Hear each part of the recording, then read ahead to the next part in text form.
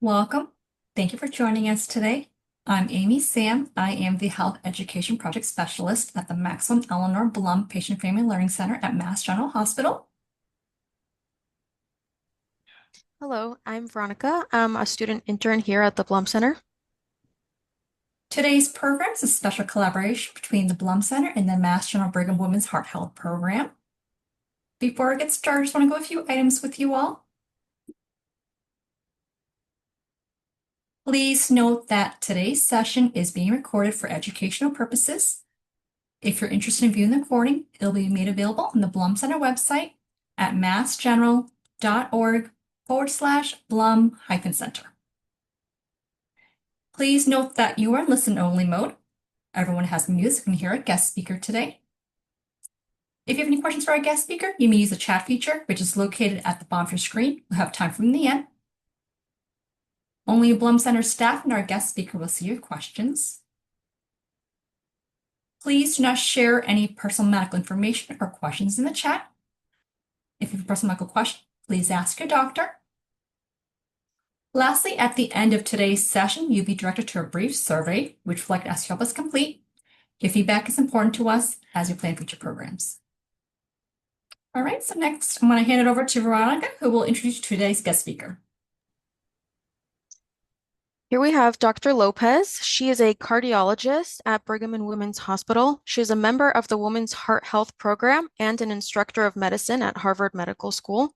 Her clinical and research interests focus on coronary microvascular disease, women's cardiovascular health, and nuclear cardiology. In recognition of Heart Month and National Wear Red Day, please help me welcome Dr. Lopez.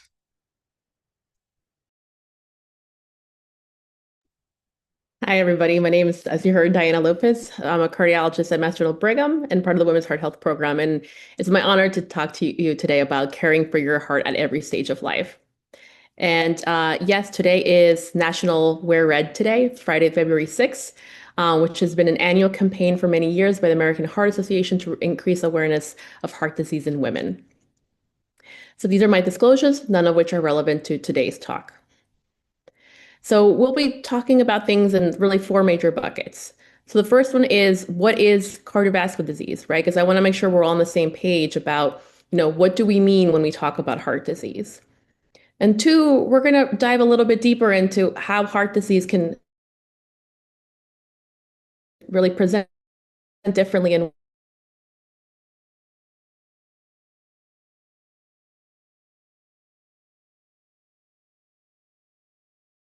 women.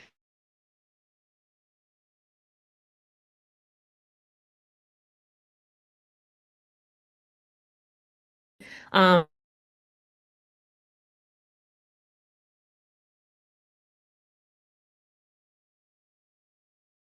and that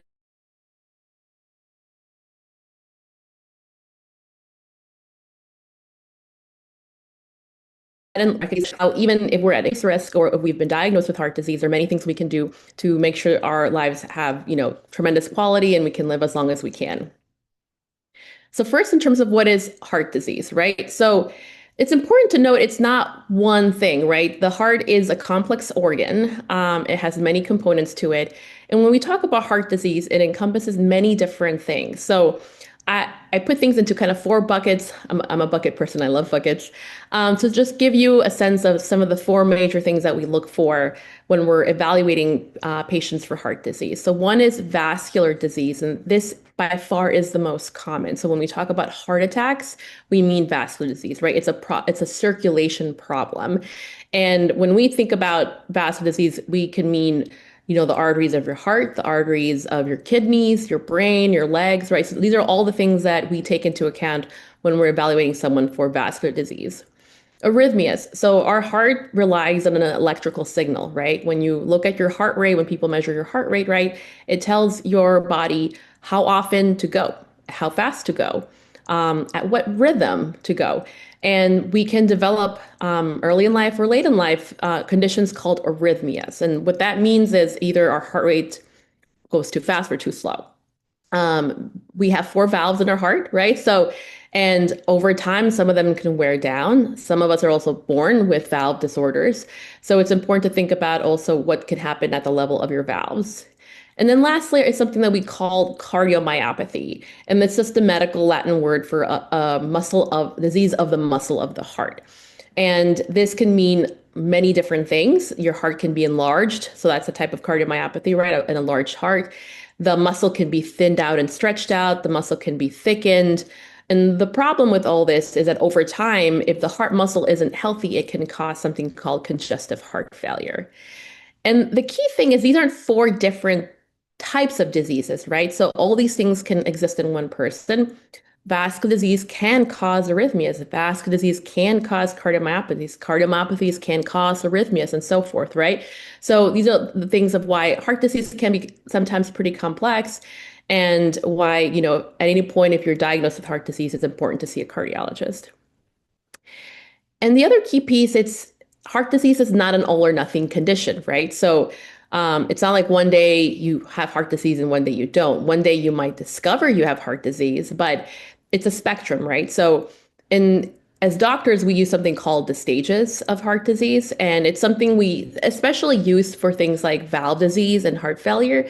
But the framework really applies to almost any condition, even those outside of the heart, right? So we think of stage A as the patients who have risk factors, right? So maybe you have diabetes, you have high blood pressure, or you have a family history of heart disease. So that makes you at risk for having heart disease. You don't have it yet, but these are the kind of people we want to keep a closer eye on.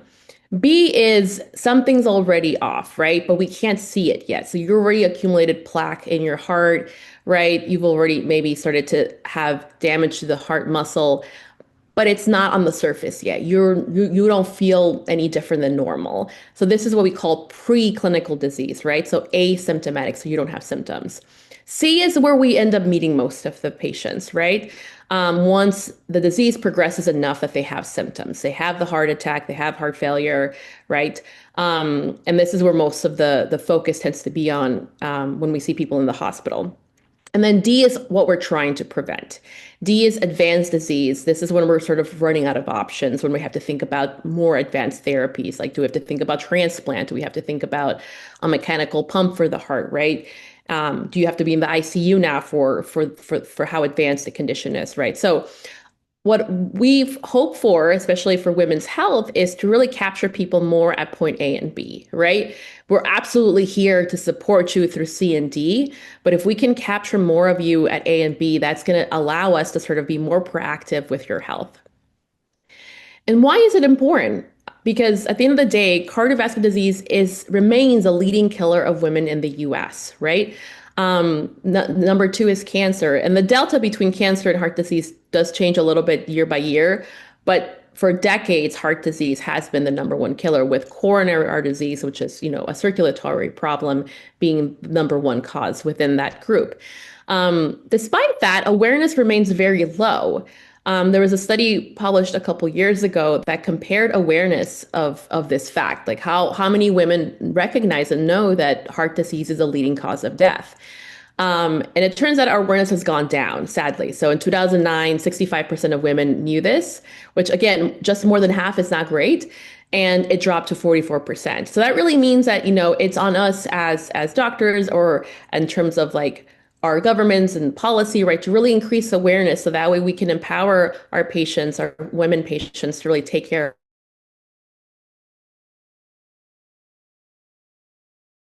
of themselves. More people are dying from heart disease. So when I was in medical school, the red part of this graph didn't exist. So we were learning that, oh my God, we've made all these advancements. We still have heart disease, obviously, because at a certain point, if you live long enough, a lot of folks will get heart disease. But we were on the decline. We made such amazing advancements in medicine.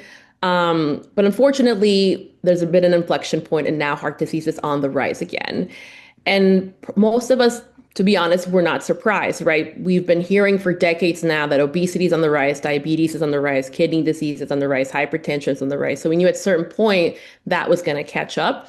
So it just, again, really emphasizes the point that we need to tackle this problem really head on and be very proactive about it.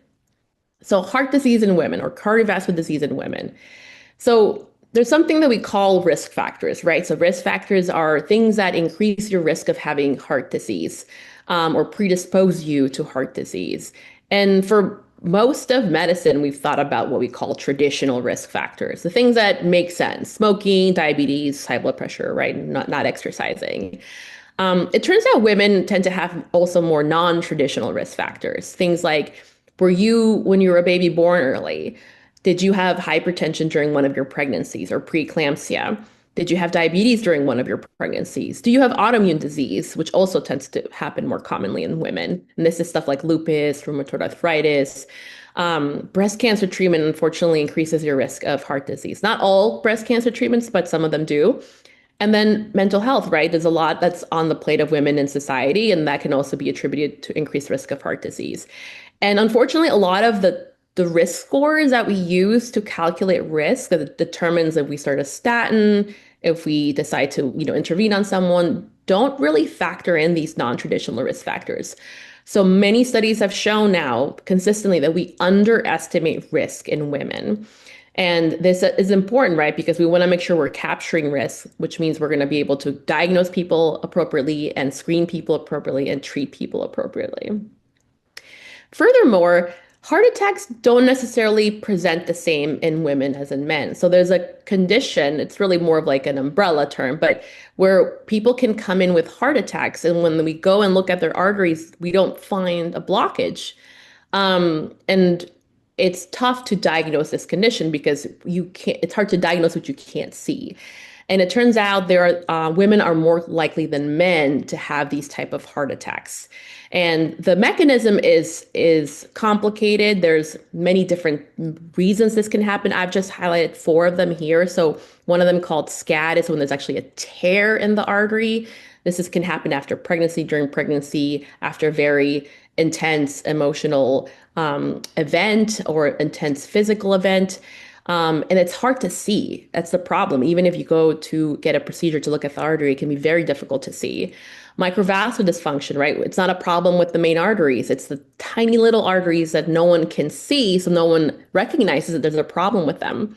Spasm. So just like you can get spasm of the muscles in your legs, the arteries are muscular vessels, so they can spasm as well.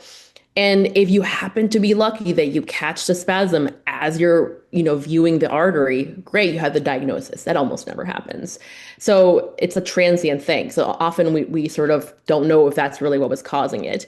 And then clots, right? Clots can form as well. So this makes it hard then to diagnose and find what's really going on in many women. And this is sort of a little bit of a picture of highlighting what we were talking about, where, this is just a picture of the major arteries going to the heart, right? So we have basically 3 major territories. And what ends up happening, right, you get a little bit of plaque accumulation here, and then it starts to narrow, and it's hard for blood to pass through. So this is what we're really good at diagnosing. The problem is this is actually what your vasculature or your vessels look like. It's a bunch of little trees and branches. It looks like a root system, right? And unfortunately, we don't really have a way to visualize this. This is sort of something that was created after with pathology, with a heart that was explanted from the body, right? We don't actually have a way to really visualize this in a living person. So what we rely on are special tools that are not widely available to try to actually measure what's going on in the tiny little vessels. And lastly, just to highlight another condition that's particularly more common in women, is something called stress cardiomyopathy. It's also known as broken heart syndrome. And essentially, if you experience a huge stressor in your body, right, like the death of a loved one, or you become critically ill, right, there's certain people, and we don't yet understand why it happens in certain people, right? Because it's not like everyone who goes through a stressful event gets this. But it's basically a heart attack mimicker. You get acute onset, all of a sudden chest pain. You're brought to the emergency department. They do an EKG, right? The little electrocardiogram. It looks like a heart attack on the EKG. They take you to the cath lab and they're like, oh, wait, there's no blockages. And then afterwards, through additional evaluation, they realized that's what is happening. The surge of adrenaline sort of like stunned and scared the heart muscle, and it just couldn't really move, and it balloons out. So what you can see here is the normal heart suddenly is ballooned out. And the reason it's in medicine called Takotsubo is just because when it was discovered, it was very similar to this Takotsubo little contraption that's in Japan. So it's Takotsubo or stress cardiomyopathy. And then the last piece I want to highlight is this, right? So this is what we think about when we think about heart attacks. It's like the really bad chest pain. You're like clutching your chest. Some people are all keeling over when they look at the images, right? And, first of all, chest pain is the most common symptom people will have if they're having a heart attack. So that is true for both men and women. The problem is that women compared to men are more likely to have non-chest pain symptoms, right? They could have like gastrointestinal symptoms. They could feel like you're having indigestion. You're going to be having nausea. You think you're having heartburn. You just feel really tired. You're winded, and it doesn't have to be shortness of breath that's dramatic. You're not panting necessarily, right? You might just be like, oh, why do I feel more out of breath when I'm going up the stairs? That's weird. So the problem is heart attacks can be very subtle and dramatic. They can be chest pain. They can be non-chest pain, right? So, and the problem with this is it leads to a delay in women recognizing their own symptoms. Could be heart disease, but also in doctors, it leads to them taking a longer time sometimes, to diagnose heart disease. So it's important for all of us, especially, from the medical side, to educate people appropriately, to educate patients about the spectrum of ways people can present. So in terms of the next part, right, so we'll talk about pregnancy, cardiovascular health, and menopause. And the reason I highlighted these two is because they're pretty unique to us, right? Women go through pregnancy and menopause. Women can only go through pregnancy and menopause. And there are important implications in terms of cardiovascular health. There we go. So pregnancy, is an amazing transformation the body goes through, but it is a huge physiological stressor. We call it a huge stress test to the heart. Your heart, your blood vessels, your kidneys adapt to support not one, but two or more, lives inside your uterus. And your body increases its blood supply by up to 1.5 liters, which is a lot when you think about how much blood you have to begin with. Your heart works about 30 to 50% harder during pregnancy, and it's basically running a low intensity workout, right? And to handle its extra volume, a lot of changes have to happen. And for the most part, it goes well. But if you have some predisposition to heart disease, we can really unmask certain conditions. So people can get hypertension during pregnancy, preeclampsia, which is a hypertension adjacent condition, or eclampsia. And not only do these conditions increase your risk of having complications during pregnancy, but also increase your risk of heart disease in the future. So basically what I instruct all of the cardiologists that I'm training is we need to screen women in our clinics for these conditions because we treat these as risk factors, right? So if you've had preeclampsia, to me, that's a risk factor for heart disease, just like diabetes is. And it's important for women with this history to basically, get a little bit more screening in the future for heart disease. Furthermore, if you have heart disease during pregnancy, either it surfaced for the first time or you had it going into pregnancy, this is the most common cause of death during pregnancy. So just for reference, because I know the font here is pretty small, this is hemorrhage, which is the medical word for bleeding, right? So this is down here. So as you can see, heart disease is a cause of death for maternal mortality, by far overshadows everything else. So what this means is if you know you're at increased risk or have heart disease, we advise you to get preconception counseling so we can try to optimize your risk factors. And in certain people, if your doctor advises you, a baby aspirin may be recommended if we think your risk of preeclampsia is elevated. And then menopause, right? A lot of things happen during menopause, right? It's a huge inflection point. Our hormones change. We get weight gain, we get more insulin resistance, we start to deposit fat differently than we used to in our youth. And all these things increase our risk for heart disease. Even if you factor in age, right? So even if you take menopausal, non-menopausal women in the same age bracket, your risk of heart disease goes up significantly, and it doubles in a lot of these age brackets. So really we have to think about that once you are postmenopausal, your risk for heart disease almost becomes the same as men. And we have to just be very mindful of, what is your risk profile? What can we do now? This is an opportunity for us to, again, play offense, not just defense. And then lastly, in terms of this section, is just a brief mention on hormonal therapy. The main point we want to make is that, hormone therapy is still a very important tool for managing menopausal symptoms. And the key things, we do not use it to prevent heart disease. That's not its role. Its role is to address symptoms of menopause. And what's important is that whoever you're seeing for this, whether it's your OBGYN, your primary care doctor, a cardiologist, a women's health expert, right? They have to look at your risk profile because we have to help you decide if your risk is low enough that we don't worry about, the potential complications of hormone therapy. And if if your menopause was like not that long ago and you're pretty healthy and you're having really debilitating, menopausal symptoms, we're here to support you and prescribe the medication.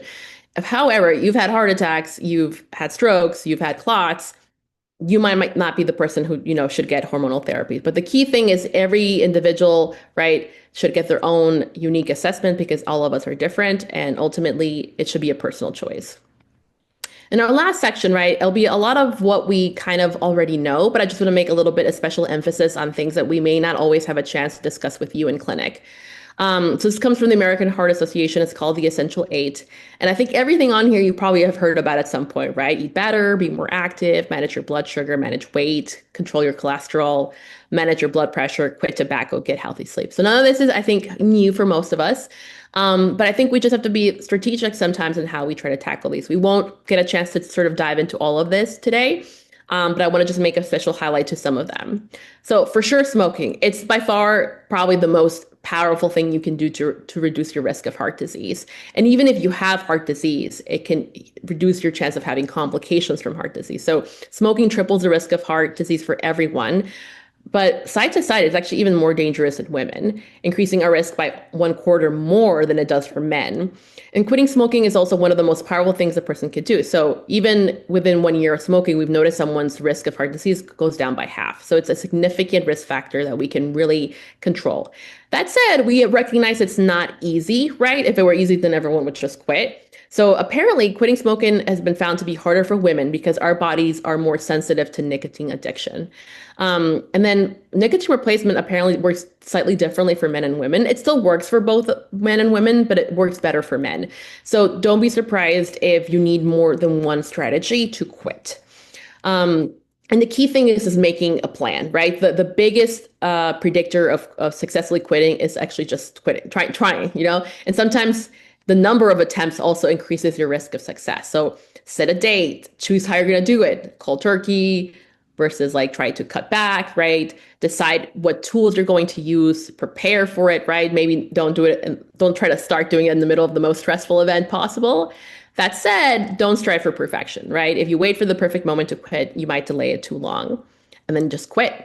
And even if it lasts only one day the first time, right? That's a step in the right direction.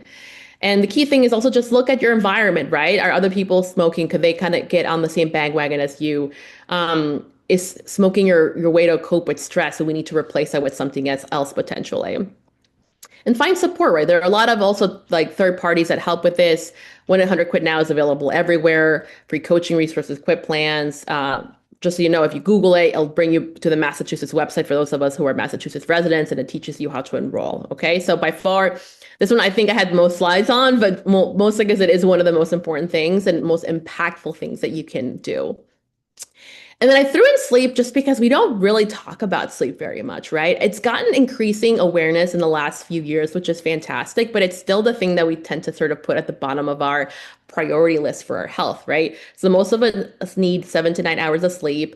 And the truth is, poor sleep can disrupt your metabolism, increase weight, blood pressure, increase your risk for heart disease and dementia, right? So it's not purely just a matter of energy. It actually has a meaningful impact on your health. And so, the key thing is to find a sleep routine, right?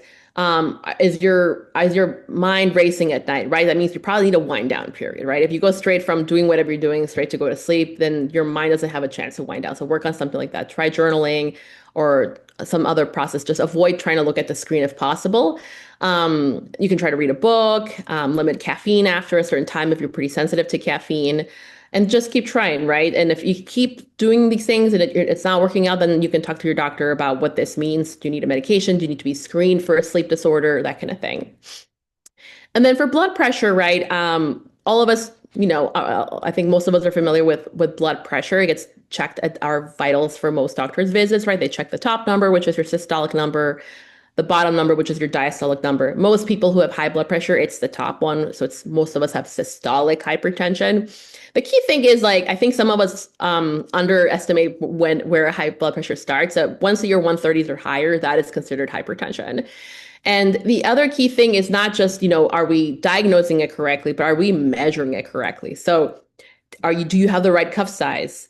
Have you been sitting quietly for at least 5 minutes? Did you avoid smoking or exercise within 30 minutes? Is your back supported? Is your arm at the level of your heart?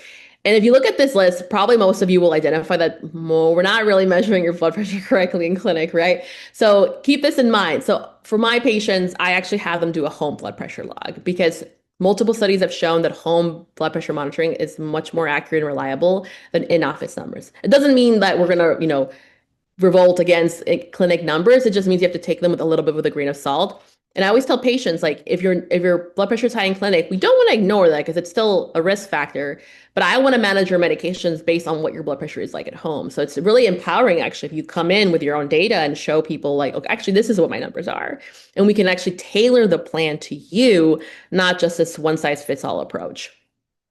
And then a lot of things you can do to lower your blood pressure, right? No nicotine, weight loss, less salt in your food, exercise, good sleep, lowering stress medications. And what hopefully some of you are starting to realize is how much these all start to overlap, right? And although we would say don't try to tackle all 8 at once, it'd be a little bit overwhelming, maybe 1 or 2 at the beginning. As you start to do more, they all help each other out. There's a lot of synergy here. So once you start to lose weight, that helps your blood pressure, that helps with your energy, that helps with your sleep, right? All these things just kind of like help with each other. And then the last are pretty quick. So, eat better. I'm not going to dive into the nutrition piece here, but the key thing is like limiting your meats, right? Avoiding salt, thinking about your portions, thinking about, are you snacking too much in between, right?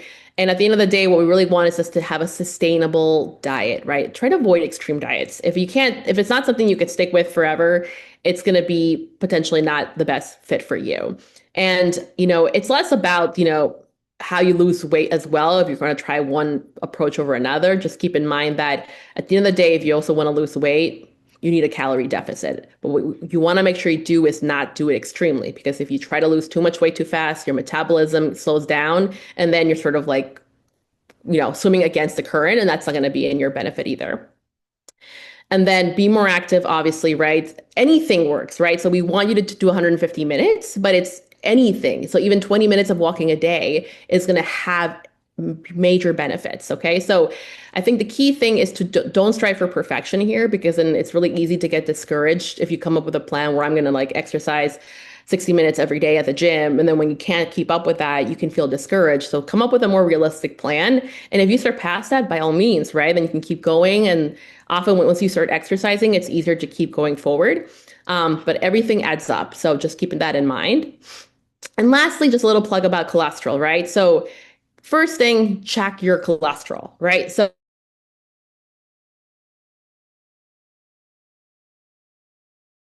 it is our numbers, right? Because my numbers might be very different from yours and vice versa. And keep in mind that your diet, although it's super important, on average only accounts for 25% of your cholesterol.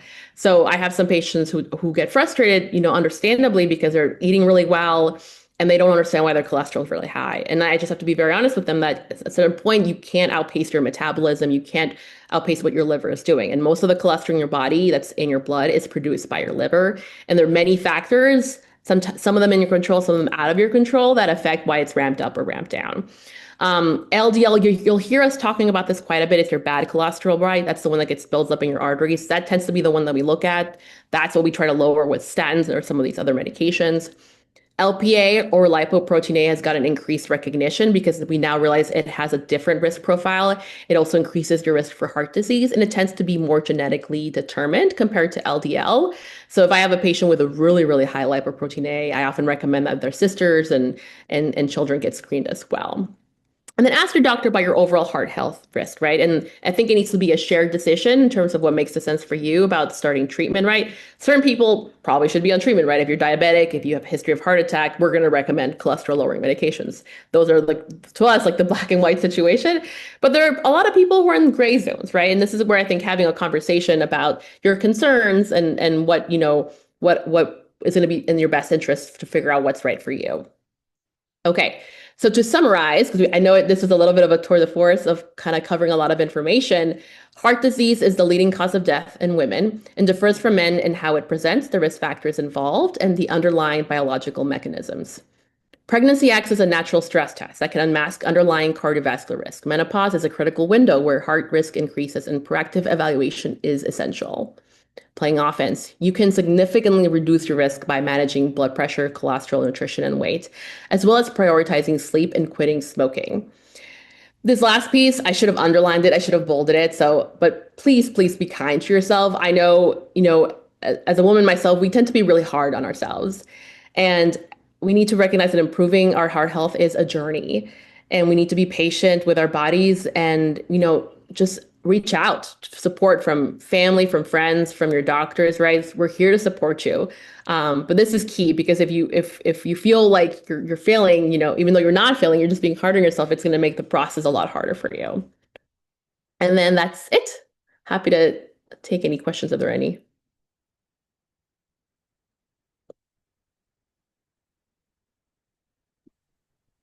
So we have some questions here. The first question is asking about why quitting smoking is more successful with men than women.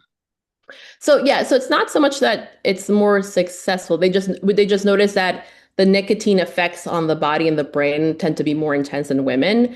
So it can make things a little bit harder in terms of quitting smoking. And ultimately, it means that women may need a multi-prong approach, right? So we may need more than just nicotine replacement to be successful.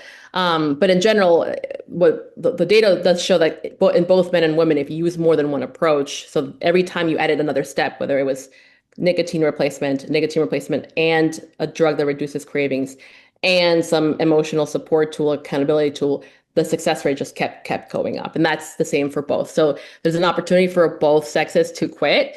It's just more the biology of the nicotine in women's brains tends to be a little bit more intense. Our second question is asking if you have any online resources that you could share with them to learn more about heart disease in women. Yeah, no, we'd be happy to afterwards. We can maybe post something later. I don't have anything off the cuff right now, but there's a lot of stuff out there that we'd be happy to share.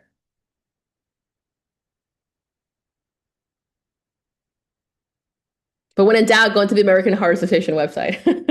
They have a whole section just on women's heart health, especially this month. Another question we have here are, do you have any tips on questions women can ask their doctors about their heart health and risks? Yes, yeah. So first of all, I would make sure your doctor knows about your family history. Because sometimes we just through the pace of clinic, we may forget to ask you. And if, for example, if you have multiple relatives who've had heart disease, or even one that had it pretty early on. So like, for example, if your mom had a heart attack in her 50s, or your dad in their 40s, that is a huge red flag to me that I have to like zone in and pay more attention to what's going on. And then otherwise, I think just being proactive about like, is there anything I can do to reduce my chance of having heart disease? Honestly, just that question forces us to pause and think about it and like, oh, okay, this is exciting because sometimes we're so busy, okay, checking boxes, we're trying to make sure we get through everything. And if we get to hear that you're energized about this, that we're also happy to, partake in that. So because then it forces us to pause, right? We should be pausing anyway, but as you know, it can be tough and with all the things we need to do. So, but definitely know your data, right? Have you been screened? Have you had your cholesterol checks? Asking, can I get my cholesterol checked? Can I have my hemoglobin A1C, which is your sugar screening test for diabetes, checked? And those two things can be very powerful because it doesn't have to be checked every year, but if it has never been checked, it should be checked. And if it hasn't been checked in 5 years, probably should be checked again. We have a question here about low blood pressure and if it's a concern for heart health. As an example, 105 over 57 and getting dizzy with exercise. It's a great question. I relate to that personally. So technically 105 is considered a normal blood pressure. It's not a low blood pressure. So when I was younger, my blood pressure tended to run in the 90s. So low blood pressure is cardioprotective, actually. So because you're less risk of having hypertension. So in women in particular, because we tend to have lower blood pressures, you have less chance of having heart disease. It doesn't mean a guarantee, obviously.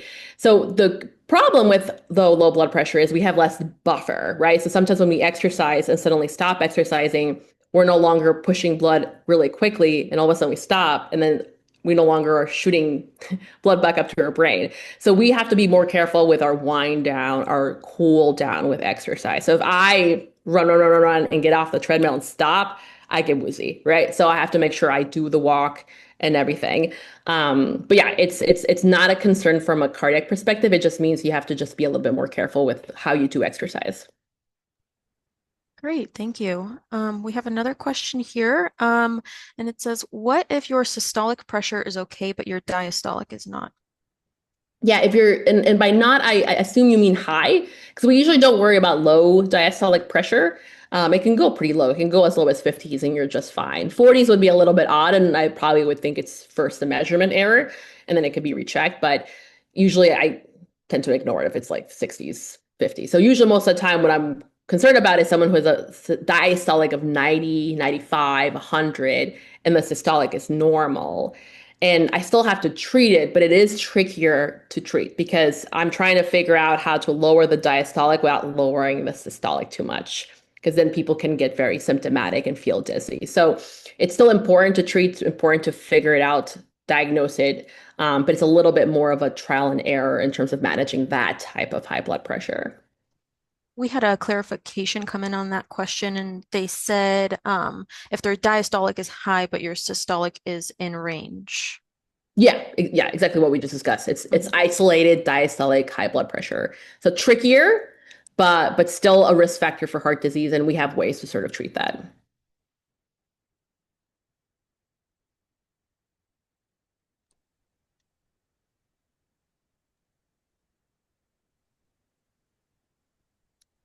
Is high HDL a concern? So HDL is what we call your good cholesterol, right? So and it tends to be affected by our hormones. So women on average have higher HDLs compared to men during our premenopausal phase. Once we're postmenopausal, it tends to get pretty similar to what men have. So it's the reason it's good is because it recycles the bad cholesterol. So it helps recycle cholesterol out of your bloodstream. So high is considered protective. What we haven't figured out is how to make it high in a way that makes sense. So right now it's just a marker of good fat. There is no way we can artificially with medications bring it up to make it be helpful for you. So we have a way to bring LDL down, and we know bringing LDL down helps your heart health.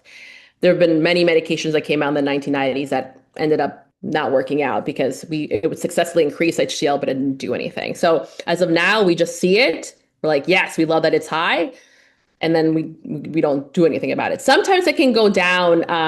Also, if people like start being more sedentary or aren't exercising, alcohol can also change it too. So sometimes if we see it change all of a sudden, we might ask you about that. We had a follow-up on that question, and they asked if a high HDL contributes to plaques and if patients can reverse plaque formation. High HDL does not contribute to plaque. It's high LDL. And there isn't a way to necessarily definitively reverse plaque. What we basically have a way to do with the medications and some of those essential aids that we talked about is it stabilizes the plaque that you already have. Because if you already have the plaque, what I don't want is for that plaque to rupture and cause a heart attack. So there's medications and exercise and weight loss. All those things help to stabilize the plaque that's already there. The other key thing is that we notice that by doing these things is that if you had a blockage that was like really narrowing the artery, over time, all these good changes can start to flatten things out. So the plaque is still there, but I'd rather you have plaque that's like a 10% blockage, right, than an 80% blockage. That's a little bit less harder to predict. We don't know in who that's going to happen. So I know that everyone who, starts a statin, who's exercising, who cuts their LDL in half, like over time, we will see that their plaque is getting, stabler. In terms of regression and flattening, it's a little bit harder to predict, but we've seen that. And that is the next frontier. Like that is currently what scientists are currently trying to figure out. And there was something else I think that you mentioned that I forgot. Let's see. If patients can reverse plaque formation. Oh, sorry. Yeah, I did answer that. Thank you. Yeah. We have a question here about if it's normal to have a difference in your blood pressure between one arm and the other, and what difference would be considered normal. So it's not normal, but just depends how different it is, right? So I did have a gentleman in clinic recently where this one was 80 and this one was 130. That's very different, right? So I was like, okay, this person definitely has a blockage in one of the arteries here, and sure enough, he did.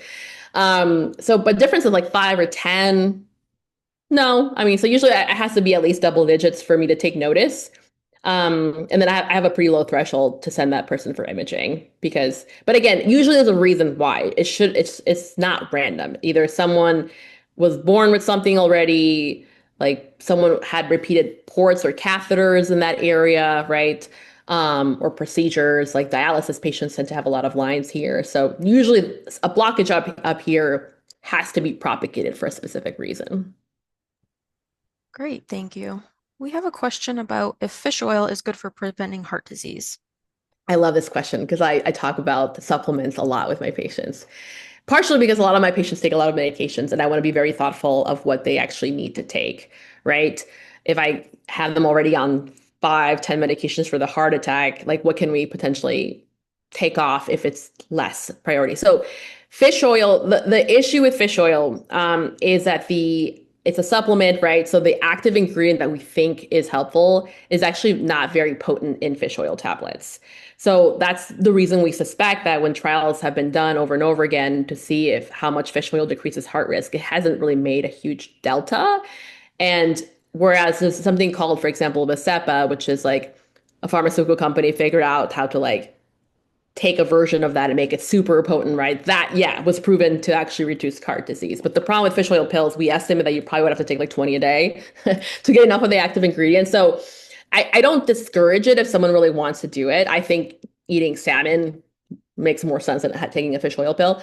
So if it's a matter of like, do I want to take something that's proven to really help my heart health? The data's mixed on that. So, and if you're taking a statin, you definitely don't need it, right? It's like if you have a bucket of water and the statin is like fills up the bucket to like 90%, and then the fish oil is like a couple little drops added to it. So, it's definitely an opportunity to potentially de-escalate your pills if you're open to that. And again, this is for heart disease. There's other uses for fish oil pills. This is specifically to heart disease.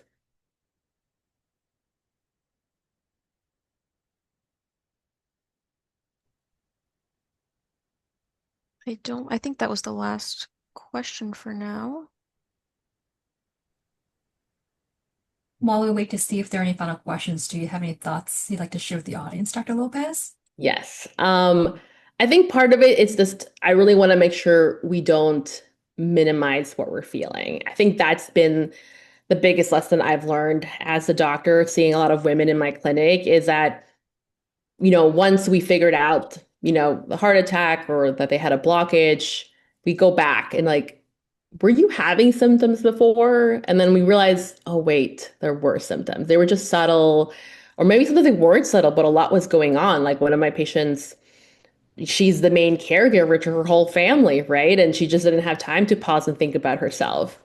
And that's, unfortunate, and it's not their fault, right? We take on a lot as women in society. So I think the key thing is just to remember that make time for yourself and don't minimize what you're experiencing because it could mean something pretty serious. And what we don't want to do right through life is like, I overuse this metaphor, but driving with your blindfold, right, with your eyes covered, right? We want to be eyes wide open. And that way you have the ability to advocate for yourself, right? Because as much as all of us as physicians want to do the best for our patients, sometimes we miss things. And I've had women come to me as like a second opinion, right? Because they advocated for themselves, and I was so proud of them, right? So just yeah, believe in your gut, believe in yourself, don't minimize, don't blow away these symptoms. Absolutely. Thank you so much. And for everyone joining us today, thank you so much for joining us. Hopefully you found today's session helpful. We had wonderful questions today. Dr. Lopez, thank you for spending the hour with us. This was great. I also included the Blum Center website in the chat. It's massgeneral.org/Blum-Center. This session is being recorded, so if you're interested in viewing the video when it's made available, it's going to be on that website. All right, everyone. Thank you so much. Take care.